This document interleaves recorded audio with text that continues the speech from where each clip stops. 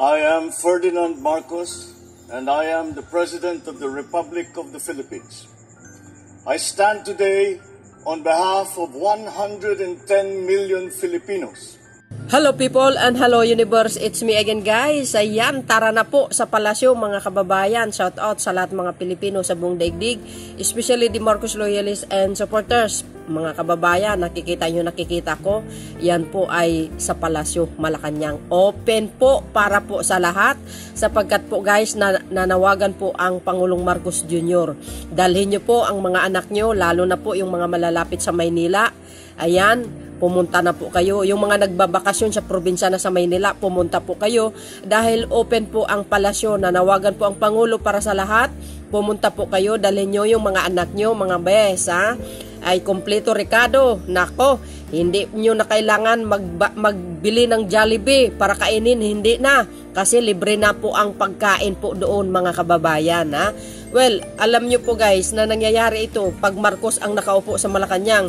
Kasi itong ginagawa ni Pangulong Marcos Jr., panahon pa po ni Papa niya yan. Every Christmas talaga, open po ang Palasyo Malacanang. Kaya ito na naman, pagkakataon nyo na, dalhin nyo yung mga chikiting nyo guys, ha? Para tuloy pamasyal, makita nila ang Palasyo Malacanang. Go na kayo doon.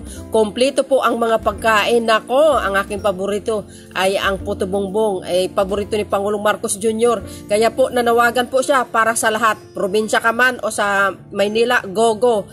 Open po ang palasyo mga kababayan, go na kayo. Pagkakataon nyo na, no? Minsan lang ito, kaya tara na sa palasyo mga kababayan.